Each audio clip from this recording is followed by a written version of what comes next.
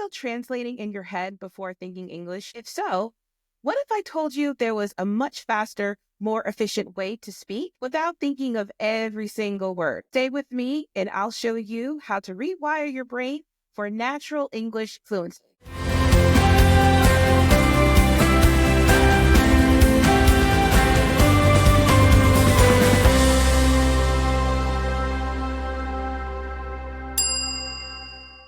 Hello, everyone. Welcome to Frustrated to Fluent. I'm Devin Bruce. I'm the founder of the English Communication Academy, and we help non-native English speakers in healthcare communicate effectively with their patients, colleagues, and staff. And today I wanted to talk about something that I see that's a huge issue, both within the academy and also back when I was an English coach. And that is people who are thinking in their native language. So the problem is that they are translating in their native language, and then they try to speak English. And that can cause a lot of issues, especially in healthcare, where time is of the essence, or if you have to speak very quickly due to a dire situation, or if you're in a very high pressure situation, like a presentation or speaking at a meeting, you just don't have the time to do that. So this video is going to show you how to think in English so that way you're going to be able to speak not only a lot more confidently, but much more efficiently as well. All right, so let's get to it. So the first thing you need to do is to identify the real problem. The real problem is not you. There's nothing wrong with you or your English or anything like that. The issue is just simply how you're processing information right now.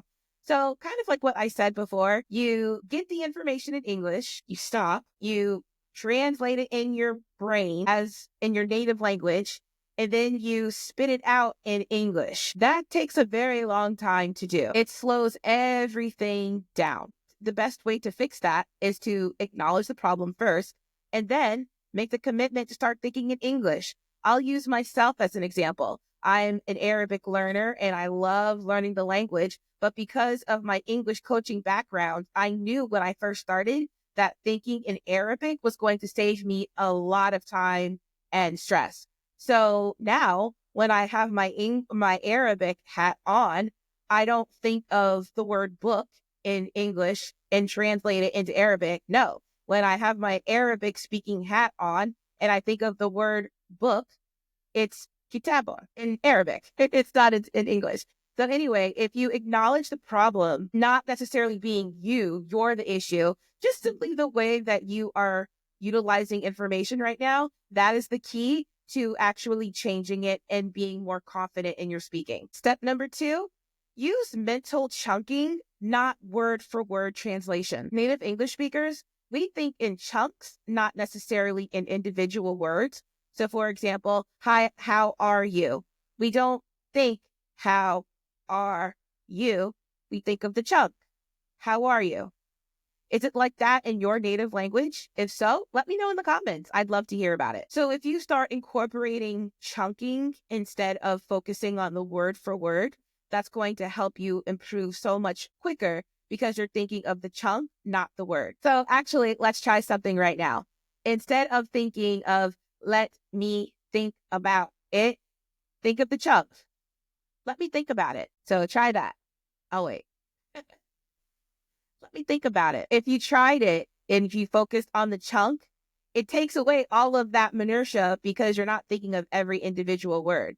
So yeah, try chunking. That's going to save you a lot of time. All right. Step number 3, try to immerse yourself in as much English as humanly possible.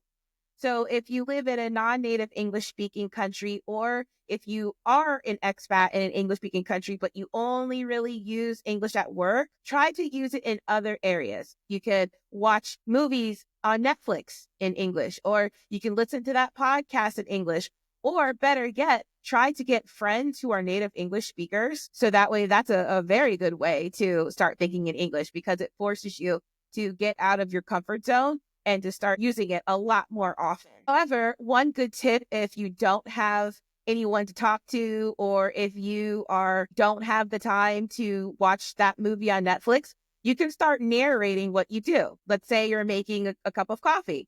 You could just say out loud, I'm making a cup of coffee right now. I'm pouring sugar into it. I'm pouring milk into my coffee. Just saying that out loud helps with your practice, and it helps with chunking as well because you're combining the action with your words. Just doing that will be a big help with thinking in English. All right, step number 4, try not to overthink your grammar. And I know I say that a lot on this channel, but it is a hill I am willing to die on because that is a huge, huge problem with non-native English speakers in healthcare. They try to be so perfect with their grammar that it just stops everything else. So thinking about it in English, if you're focused so much on perfect grammar, it's going to slow you down when you're trying to speak. We say in English, well, not all of us, but some of us say, I ain't got the time. Well, that's not grammatically correct, but it's clear. We know what that means. So I'm not telling you to go around saying, I ain't got the time.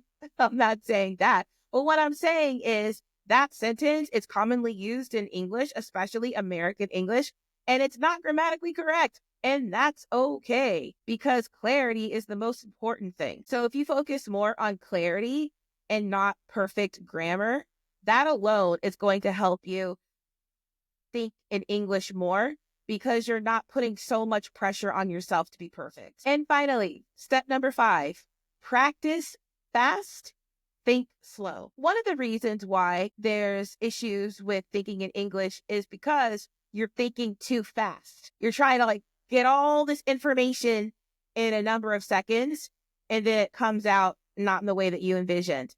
However, if you reverse that, that can really help. So what you can do is set a timer for about a minute and then just vomit, not literally vomit, but vomit in speaking, meaning just talk fast. Doesn't matter if it's not correct, if the sentences are wrong, it doesn't matter. Just speak as quickly as you can for 1 minute about anything and everything.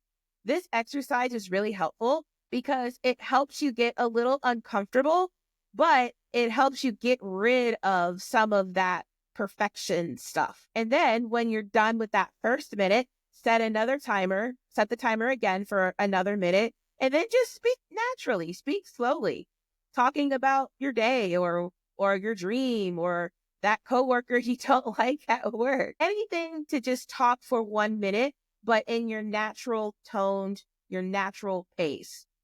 When you vomit all that out first and then go back and talk naturally, you'll automatically start thinking in English because it's front of center. You'll naturally start thinking in English more because you've already gotten that gook out of the way. That only takes 2 minutes of your time. The first minute, get it all out. The second minute, talk normally with just letting it come out of you naturally. That will help you so much with thinking in English. And if you really want to take it to the next level, record yourself while doing it. You'll be amazed at how you sound between those 2 minutes. All right, so to recap, identify the real problem. It's not you. You are not the problem. Right now, it's just the way you're thinking about it. Use mental chunking. We don't think in individual words. Focus on the chunk. Try to immerse yourself with as much English as humanly possible. Stop overthinking your grammar. Focus on clarity instead. And finally, practice fast and think slow. And remember, fluency is not about translating faster. It's about speaking clearly and with confidence. So forget perfection, forget the fear, and focus on building your authentic voice. If this video helped you, please hit the like and subscribe button and share it with someone in healthcare. And if you want to improve even faster, check out my free 5-day email course. The link is in the description below. All right, that's it for now. And if this helped you, check out these other videos. That'll help you too. All right, thanks a lot. I'll see you next time. Take care.